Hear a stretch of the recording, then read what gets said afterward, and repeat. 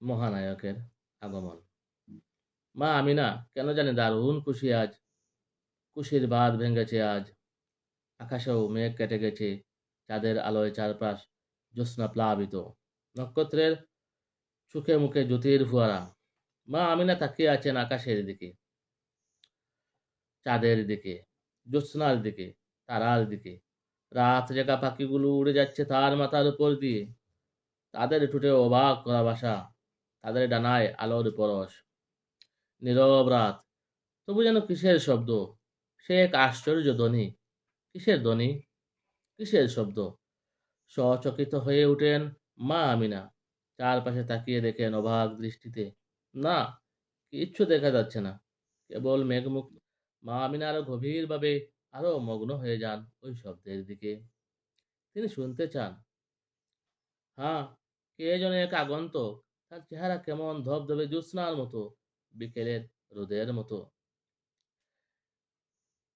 ঢেউ টলমল পদ্ম পুকুরের মতো। তিনি, হ্যাঁ তিনিই তো বলছেন মা আমিনাকে। মা আমিনা একবার তার কথার দিকে মনোযোগী হলেন। কি বলছেন? আগন্তুক বললেন, মা গো। হ্যাঁ বলুন। মা আমিনা যেন তার আর সইছে না।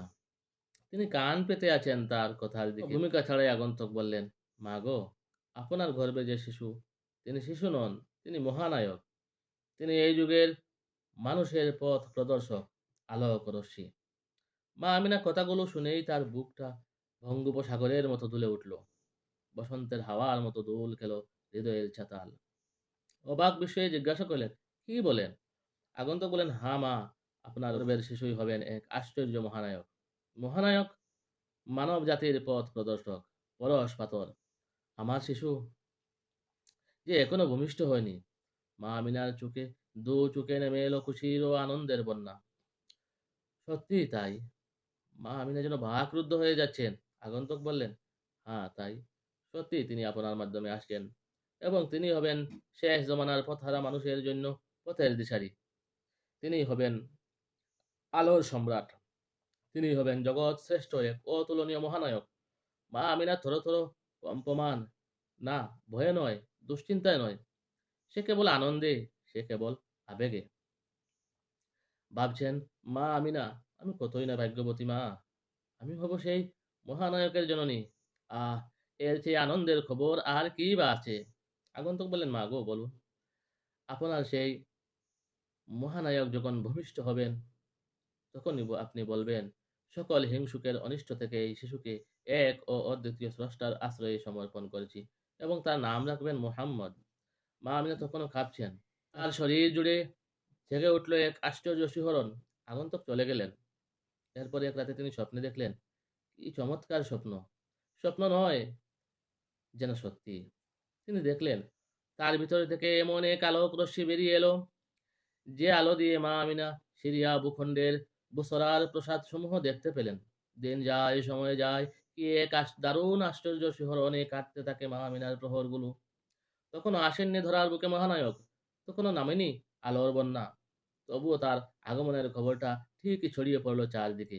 তার আগমনের বার্তা ধ্বনিত হচ্ছে আকাশে বাতাসে, ছড়িয়ে পড়ছে মক্কার ছোট্ট কুঠির থেকে মরুভূমি ছড়িয়ে অন্য প্রান্তে। অনেক দেশে কে এসছেন, কার ঘরে, কবে? সে এক দারুণ ছাড়া পড়ে গেল দেশে দেশে।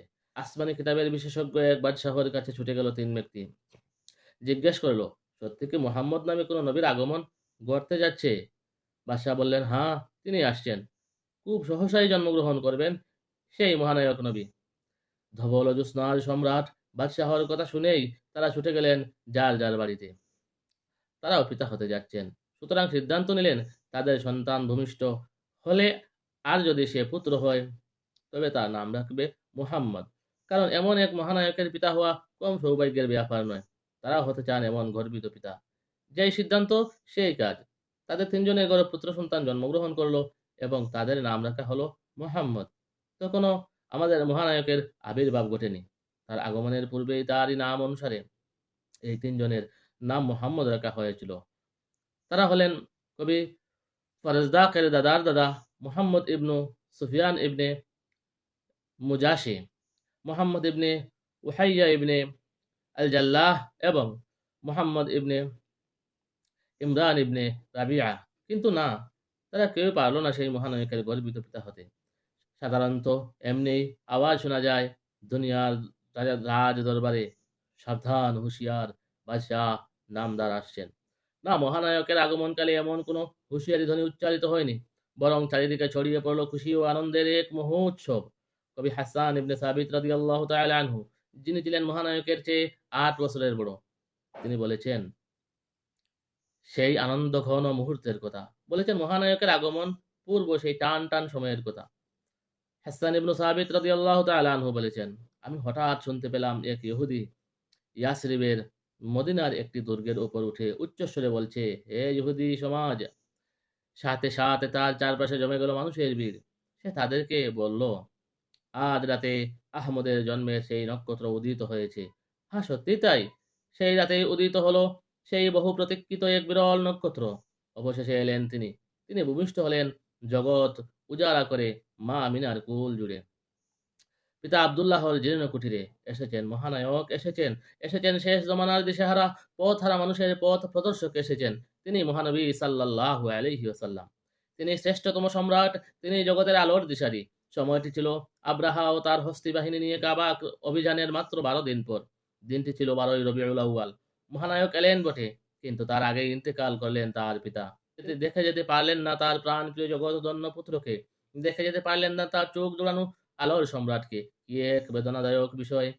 মহানায়ক ভূমিষ্ঠ হলেই মা আমিনা পুত্রের দাদা আব্দুল মুত্তালিবের কাছে সেই বহু প্রতীক্ষিত সুখবরটি, খুশির খবরটি জানিয়ে দিলেন।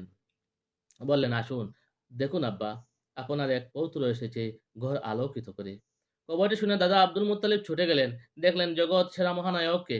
মা আমিনা তাকে জানালেন সন্তান ভূমিষ্ঠ হওয়ার আগের সকল কথা, জানালেন তার নাম কি হবে সেটাও ঠিক করে দেয়া হয়েছে। তার কথা দাদা শুনলেন, সকল কথা। তারপর নায়কের নয়নের মণিকে বুকে ঝাপটে ধরে ছুটলেন কাবাগরের দিকে। তিনি কাবাগরে প্রবেশ করলেন, তারপর আল্লাহর শুকরিয়া জানালেন। দাদার বুকেও খুশির ঢল। তিনি পৌত্রকে কাবাগর থেকে নিয়ে এসে আবার তুলে দিলেন মা আমিনার কোলে। মহানবী এসেছেন, এসেছেন মহানায়ক, শুধু মা আমিনার কুটির নয়, ধ্রুব সহ আরবের বিস্তৃত প্রান্তরে। তার আগমনে বাতাসে ভেসে উঠল ফুলের সুরভি। প্রতিটি প্রাণী এবং বস্তুই আল্লাহর শুকরিয়ায় নতজান হয়ে পড়ল। গোটা পৃথিবীর বুকেই জেগে উঠল খুশির শিহরণ। আলোর জোয়ারে ভরে উঠল গোটা পৃথিবী।